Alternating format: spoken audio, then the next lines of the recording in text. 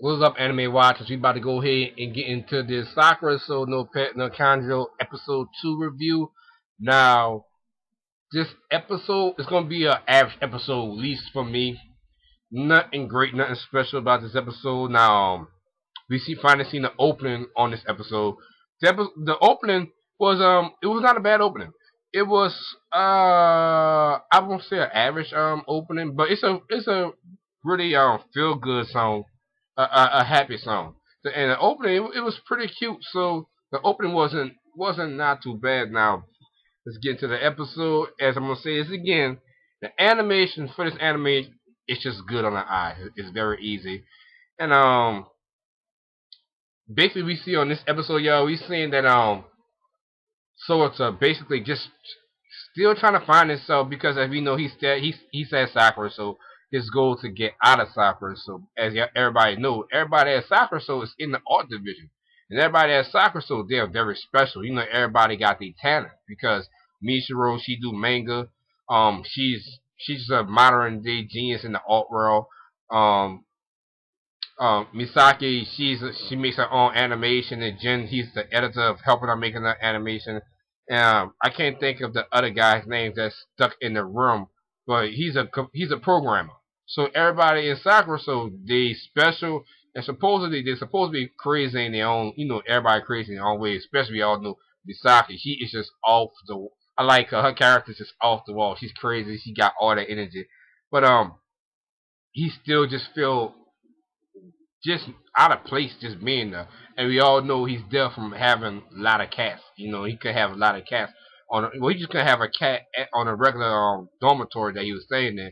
And he only started off with the one of cat Hickory. Now he got a whole bunch of cats because he just left them to death. And this episode, he basically starts off on trying to come up with a Mishiro duty. Like, he's like, I can't be watching her. She a chick, I'm a guy. I gotta, she be walking around with no drawers on. She walking around a hot mess. And he's like, we need to come up with something. And she was wound up eating her cookies. And everybody's like, you know what? You like you doing a great job. Well, Jen basically said, you already fit the role, so everybody just voted on him to do it. Now, moving on to the next day, he downstairs making some breakfast, and he talking to Misaki, and she come downstairs again looking like a hot mess with no drawers on, and Mishiro basically say Misaki say you like it when you have no drawers on, basically sort of like it when she have no drawers on. He was like he was like, oh my god, so he had to put the cabbage up, and Misaki he gave the cabbage to Misaki, and she's like, what I'm gonna do with it? And she had an idea. He brought her upstairs to get her dressed. Now walking, they was walking to the store to go get some breakfast, and Mishiro, she's just in there eating the food without paying. As we all know, Mishiro, she just cannot take care of herself. She can't do nothing. She really need a guardian. So he's in there losing his lovely mind because she just in there eating without paying. And he's like, why you eating? Because he said, I like it. It tastes good. Now we see Nanami in the store. And Nanami, I think what wound up happening, either he paid for it or Nanami, yeah, he wound up then paying for it when they were all walking out the store. Because Nanami, she working a job in the morning before she even go to school. Well, I tell you one thing, Nanami, she's getting it in. She's putting in work at all these different jobs just to get in voice acting school. But they walking from the store going to school, and Michio basically no, it was Nanami. She was asking like who she is because Nanami looked at her. Sotoro looked at her, and Mishiro looked at her. And he said, "No, she's looking at you." Because Mishiro was all over the place, and she's like, "Yeah," she said Sakura, so she's in the art division too. And basically, you be in the art division, as I said earlier, meaning you got some kind of special. You special. You just basically special. And then Mishiro wound up coming out saying, "Soto's my first boy." As y'all, if y'all don't know it, y'all should know this by now. But not I mean, she's head over heels for Soto. And she was like, "Huh?" So yeah, Soto's my first boy I've been with. And not I mean, mine just went like her mind went straight to the gutter. She thinking these having relations, having sex. So she got angry. She ran off. And then Misha wound up saying, "Yeah, in England." I only have friends as girls, but Sotoro is my first friend, boyfriend, like guy friend. friendly for like as a boy, not boyfriend typically. But she said that all back was not not to me. She basically took off at school. They wound up making their way towards school, and Mayu wound up coming. He's asking about Sodora, and Nanami, she was just going crazy. Her mind still in the gutter. She was just angry, and she just didn't want to talk about it. But you see Sodora outside getting him some water because he's like, the sensei from Sakurasou walked up, was like, "Oh, you alone now, huh?" He's like, "No, I gotta drink this water to make up for half of the food I ate." And she said, "Oh, you don't have no money?" He's like, "No, I had to buy Mishiro all these snacks." And he said, "You her guardian anyway." He said, "Give me the money." And when that happened, Sensei started running game on her. She just like straight flipped the subject right off the bat, so she didn't have to give him no money. Talking about he still haven't turned in his papers and where he gonna be in the future and stuff.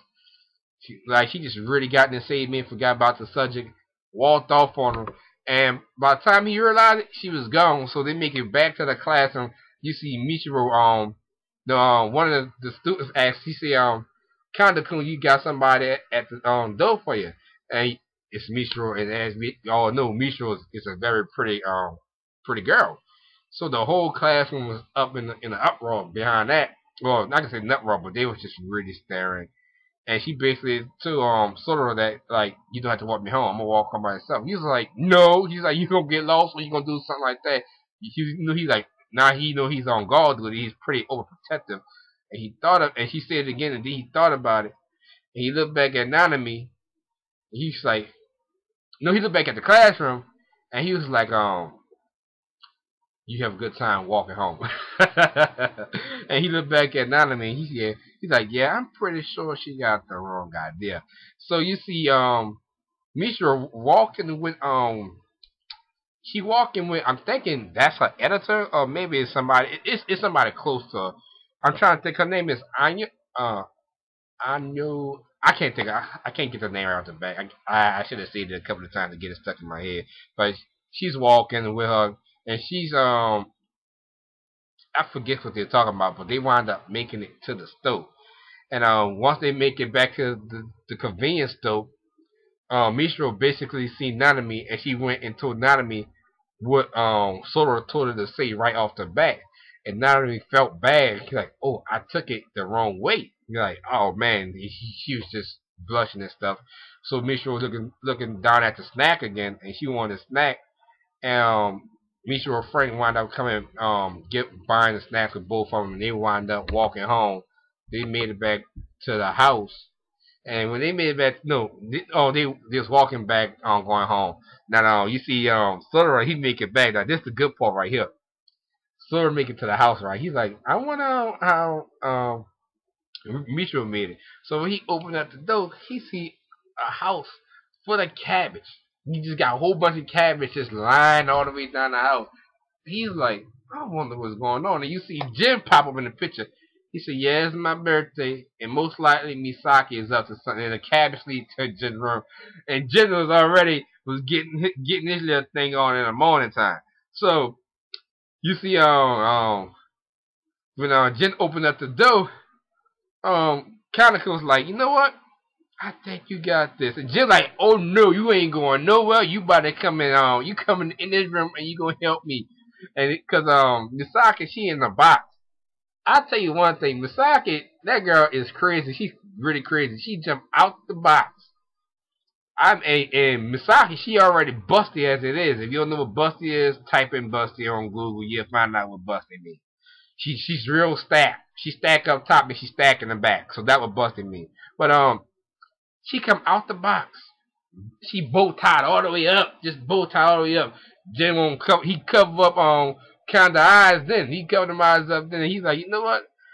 I'm gonna walk. And but when she busts out the box, she tried to jump at Jim, but she wound up jumping on Kandaku. But he wound up walking. When he talking about, you know what, Jim, you got this. And Jim was like, you know what? I think this is your idea.